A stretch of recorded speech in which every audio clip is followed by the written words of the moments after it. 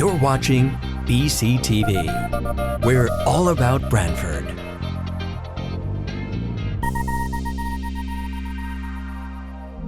You're watching BCTV, Branford Government Television, a service of Branford Community Television. This program is brought to you in part through the support of the town of Branford. Good evening, everyone. Welcome to the Branford Police Commission meeting on Monday, March 10th. First order of business is to introduce ourselves. We have some guests here tonight.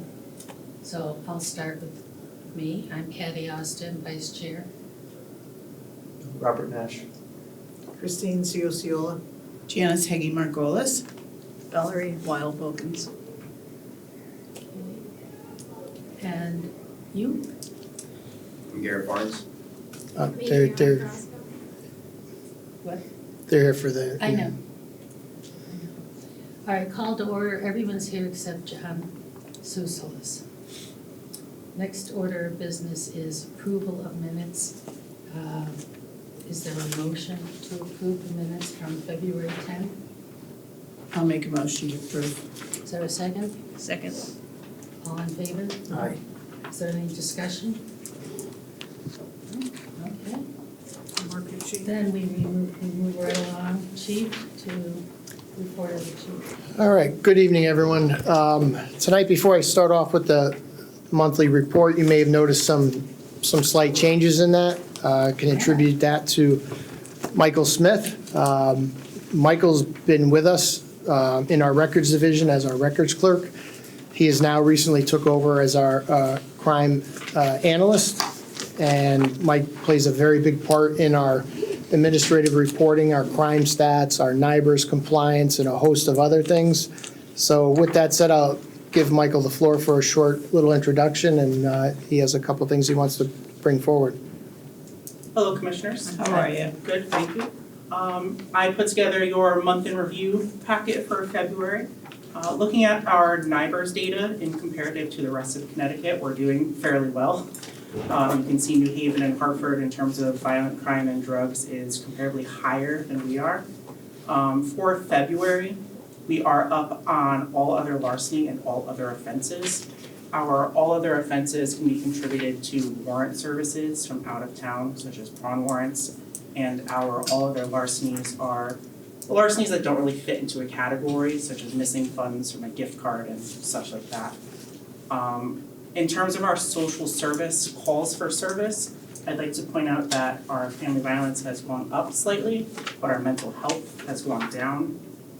And if there's any other questions on the data, I'd be happy to answer them for you. I do have just a comment. I like the addition of the notable arrests. Yes. Thank you. Yeah, I like Very that, nice to have.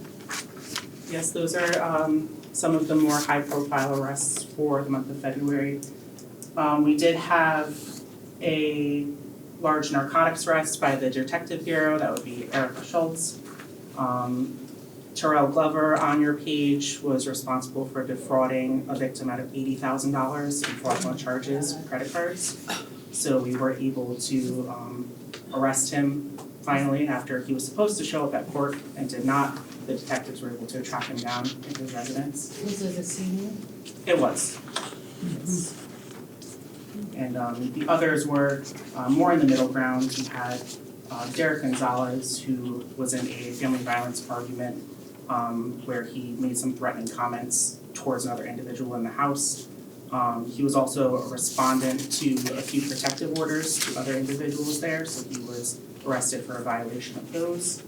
And Donald Foreman, he was intoxicated and was trying to get in touch with the victim. He showed up at their house and attempted to gain entry to the garage. He called her 21 times and left 12 voicemails.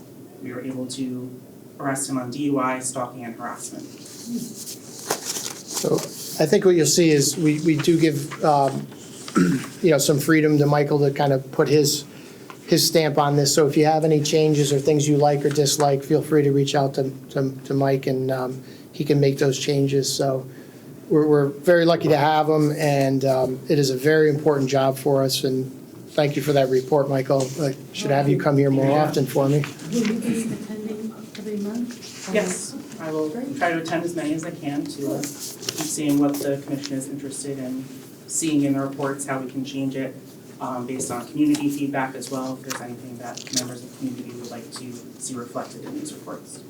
I do have a comment. When I was looking at the shoplifting in the reports that we received before, it was the actual business, which was easier to read than looking up the address. For instance, there was one that I had to look up to see what the heck business it was, so there's a way to, To add the premise name into the that would be, I think that would be helpful. I think so too. Thank you. Thank you. All right. Some other things to add for the chief's report.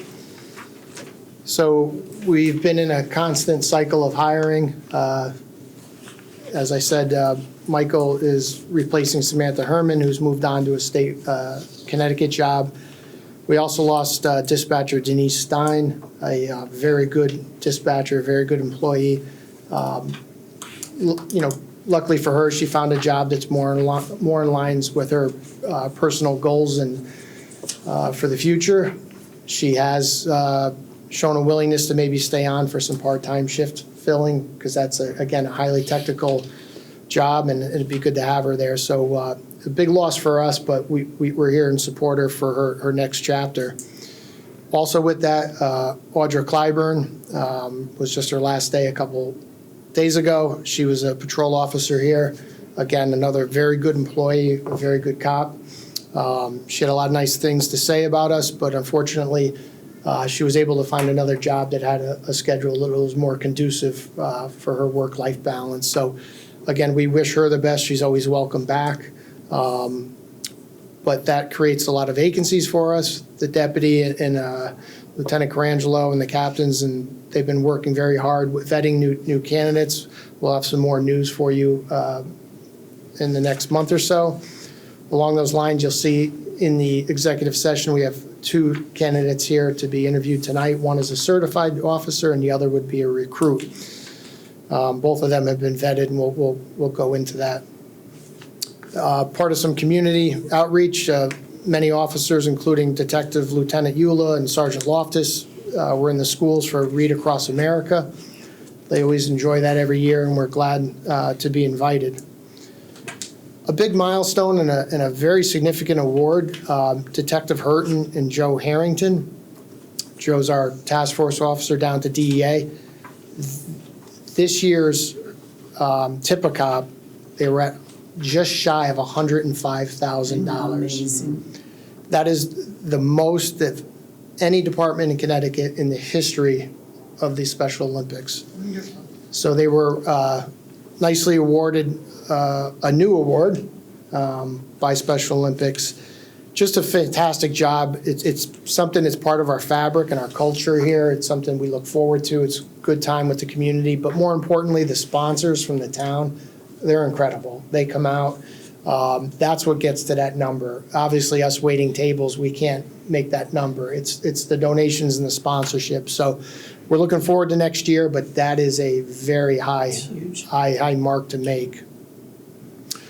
Along the lines of some of the projects, the license plate reader project, some of you may recall that was a project that we utilized ARPA money for specific locations throughout town, mainly in the most highly trafficked areas. That equipment is up and running, and some fine tuning is being completed by the vendor. With that, we have a policy for the usage of that. That's in its final stages of approval. It'll be on the deputy's desk, hopefully by the end of the week, for ultimate approval by myself and the deputy. What that does, in some of the other public meetings, we highlighted on it, but basically it captures all the license plates of the cars. We can put in hot sheets, meaning stolen cars, and it'll alert us through text, via text messaging, emails that there's a car there. Missing persons cases, very big, those with altered mental status that are missing, we can put their car in, and if it passes, we're going to get an instantaneous hit. It is a huge investigative tool for us.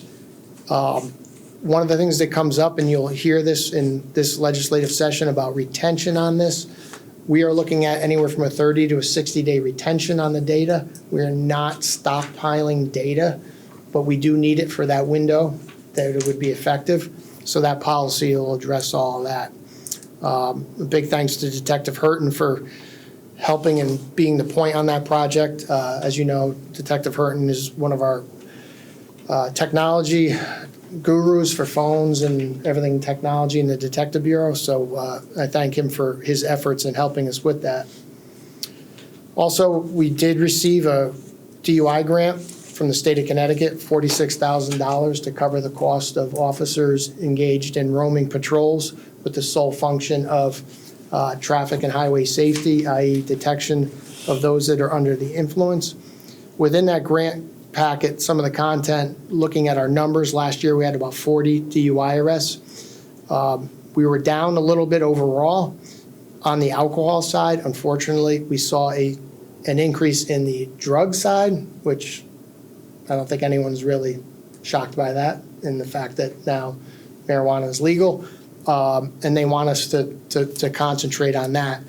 The goal is the detection and the apprehension and the deterrence. They want lower numbers, like we want to see lower numbers, but I look at it kind of the other way, like if we're out there, the deterrence is good, but if we're detecting and arresting, I think that's going to help with the deterrence. So you will see officers out there at designated times that are within the highest probability. So it's a roaming patrols. We put 2 cars out there, and we've had some success, unfortunately, already. Chief, I'm glad to see traffic enforcement. Maybe that's why we haven't had to have a traffic committee meeting in so long. Well, you're going to see those numbers go up because as they're doing this, they're engaging in traffic stops for other, certain violations are indicative of impaired driving. So you're going to see the numbers. They're out there for traffic safety as well. Plus the weather's changing. Again, that number's dependent on staffing and call volumes, but now you should start seeing that tick up. I don't have an exact date, but the regional traffic group is going to be starting up again too. Oh, good. Oh yeah, we're looking forward to that. Michael hit on a little bit. The detectives did conduct a narcotics investigation into a local motel. There was open drug dealing going on. They were able to secure a search warrant, executed that, and did make one arrest. So another good job by them. Are you able to tell us the name of the motel? It was the Baymont Motel. I haven't heard of that one. Yeah. So that was a good work between patrol and the detectives and our task force officer. Okay, so next on to the highlight and the review of this coming year's budget. Within your packet, I included it. I'll hit probably the 6 key points. If you have any other questions, I'd be glad to address them. This year, just like last year, in line with our needs assessment and the demands that we're facing with calls for service, we were able to get 2 additional patrol officers last year, and we put in for 2 additional officers in this fiscal year. That would bring our total patrol officer staffing, meaning patrol officers in our organization, at 35. This will help, again, bolster our field deployment of how many officers are out there.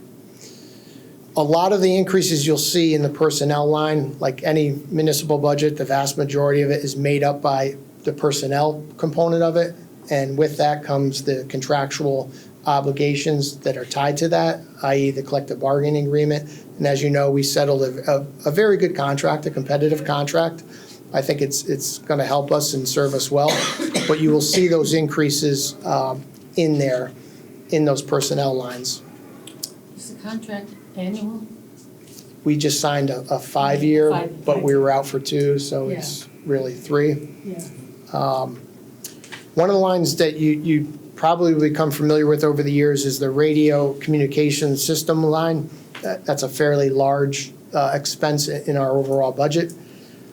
And this annual increase moves, but we did add another radio site last year, so that did drive up some of the costs. But simply stated, what this is this incorporates all the maintenance and software upgrades for our radio system. Our radio system basically is a computer system, for a simple way to put it.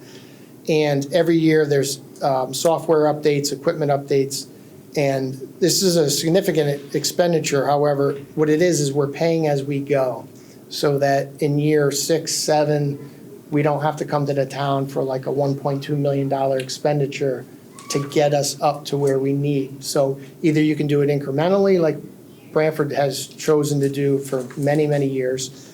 And in speaking with one of the radio consultants, this is the best practice and this is the way.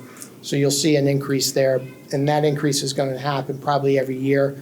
But again, we're not kicking the can down the road. We're addressing things as we go. Puts us in a better position. Small increase of $5,500 in the membership and conference. This is directly tied to the South Central Regional Traffic and SWAT teams. It's a very successful program, as you know. And as we project the future needs, capital needs of the traffic and the SWAT team, we're working with our 6 other town partners to project those costs, i.e. ballistic vests, specialty equipment, vehicles. So with that, we voted for an increase, so that's going to show in that line. We get a lot of bang for our buck with that. As you know, regionalization, these special teams come in very handy. It's an automatic manpower and specialty type of operation that is well worth it. I would have liked to see that a little higher personally, because I thought that was a little conservative. But we do, North Haven holds a capital account. We do contribute to that. And then when we do get the big ticket items, it pulls from there. So kind of a capital and a membership all in one. Simply put, for the capital, it's just our basic 5 cars. Again, Ford has an increase, again, upfitting increase. And then the remaining capital lines in there are flat. I do have a question, and I might have missed this, the funding for the new boat. Is that, So that came out of ARPA money. The town fully funded that through ARPA. okay, So that's fallen off the capital. I don't know, when do we think that's coming? It should be around January of '26. So right now it's scheduled for production, but they haven't begun to build it yet. So they should begin in July.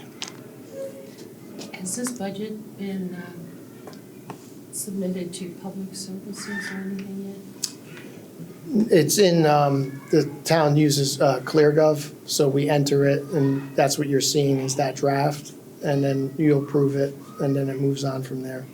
Okay, so they haven't. No, they haven't started yet.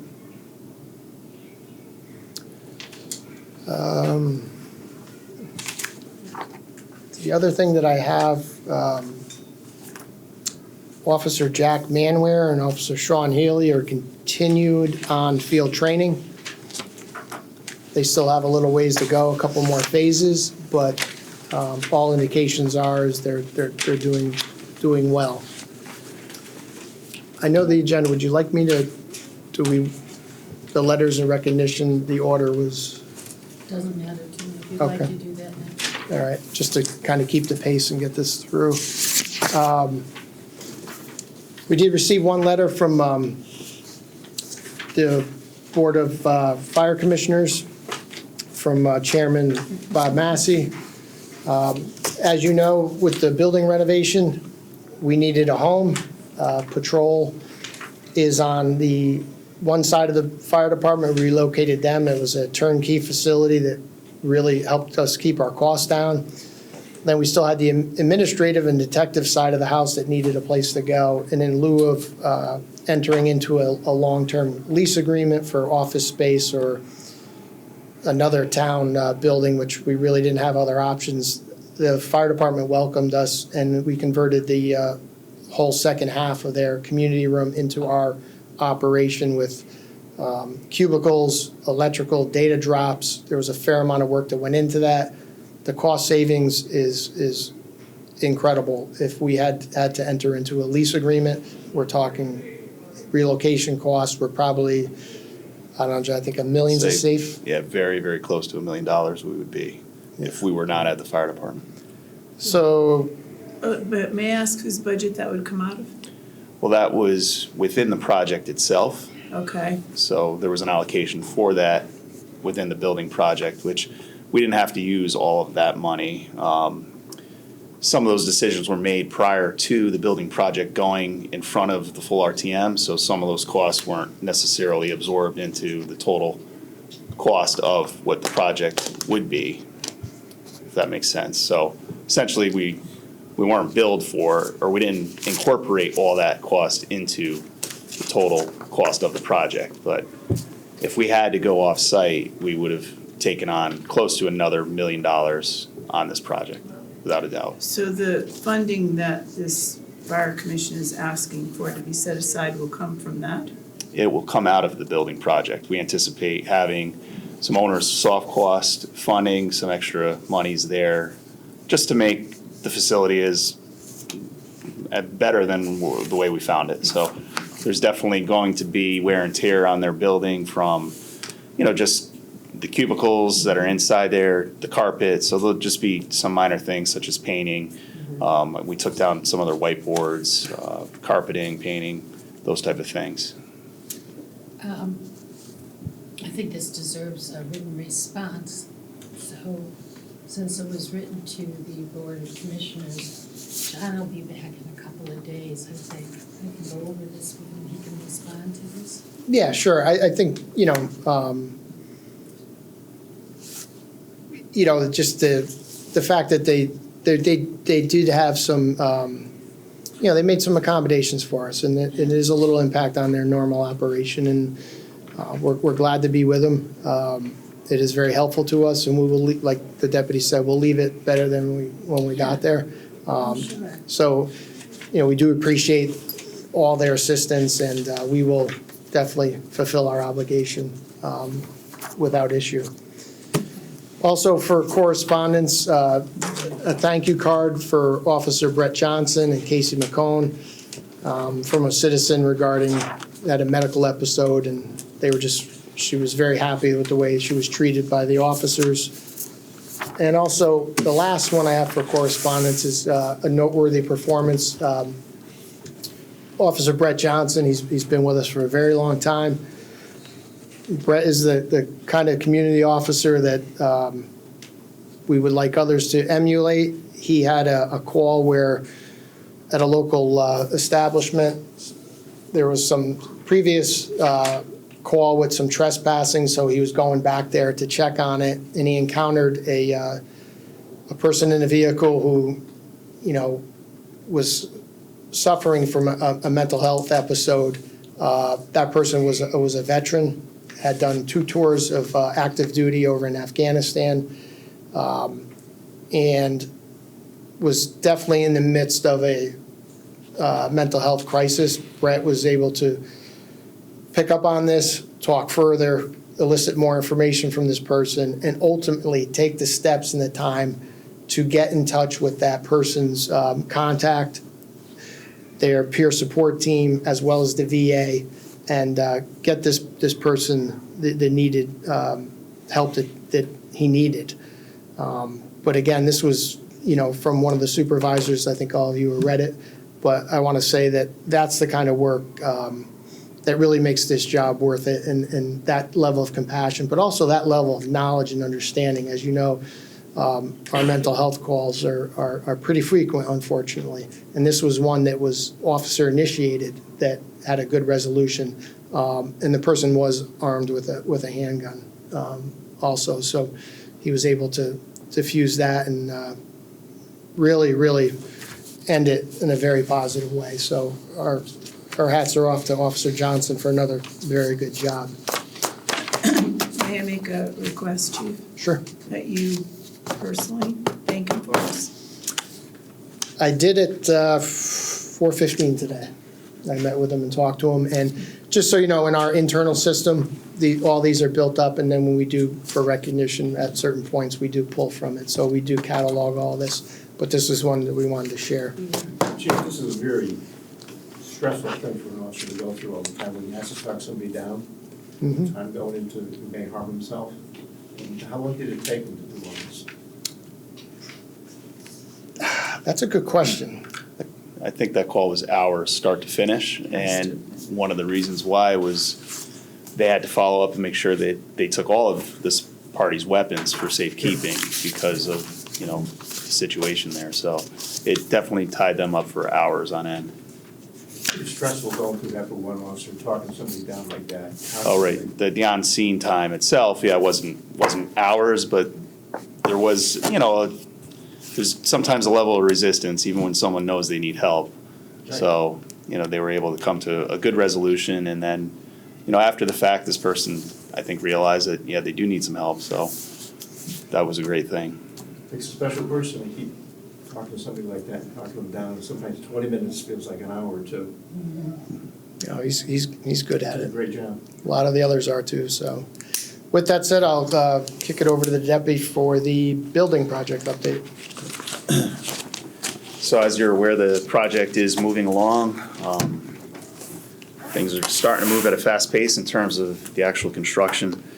Selective demolition is underway on both levels, the lower level and the upper level, the main floor.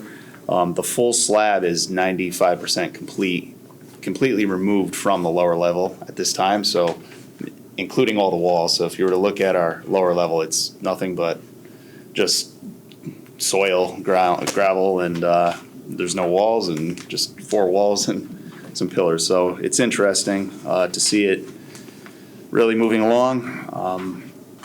There is some concern on the subsurface soils, which are underneath the slab, which are being further examined by a geotechnical engineer to make sure that they're in proper condition for the next slab to be poured on top of. So that will be discussed at the next PBC meeting. There's some site work logistics that are underway outside. So if you drive by the PD, whether it's on Laurel Street or on Harrison Avenue, you'll see everything that's set up for site work, sanitary, storm, the storm drains, sewer, water, gas, all that stuff. And they anticipate that all underground utilities will be completed over the next 2 to 3 months. So the site work should go pretty fast out back. And our furniture budget is complete, and that will also be presented to the PBC at the next PBC meeting. And so that's all I have. Next Monday, Is it or next two Monday? two 2 weeks. weeks. 2 weeks, Monday, yep.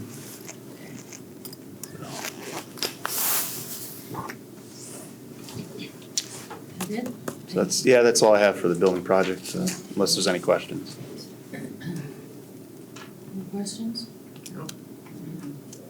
All right, now I think we should ask for a motion to move to an executive. I'm sorry, could we just get a motion to approve the budget as presented? Okay. Is there a motion to approve the budget as presented tonight? I do. Is there a second? All in favor? Aye.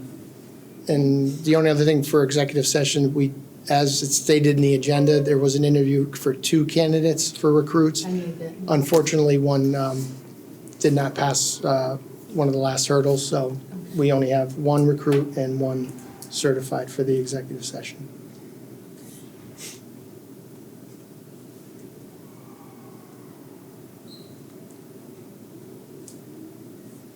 Okay. So again, is there a motion to move to executive session? Make a motion. Second. All in favor? Aye. Moving into executive session at 5:58. Into regular session. The executive session is for the purpose of interviewing a couple of potential police officer candidates. We were invited also to attend the executive session. So we're back in session at 6:17. And looks like, I think we're done. We really went out of order. Down to report of the chair. Yeah, Yeah, we need a motion, just a motion on the hiring end. So we just would need a motion Yeah, on, dates. on your determination on Oh, hiring. okay. That's a good point. Do I have to say their names? Yes. Yes.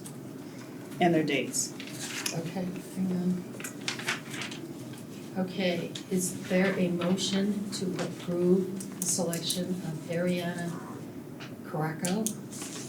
Adriana Carrasco. Carrasco, okay. Correct. I missed an S in there somewhere.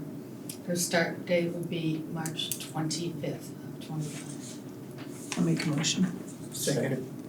All in favor? Aye. Okay, great. Now I need a motion for Garrett Barnes, whose start date would be 3/26/25. Make a motion.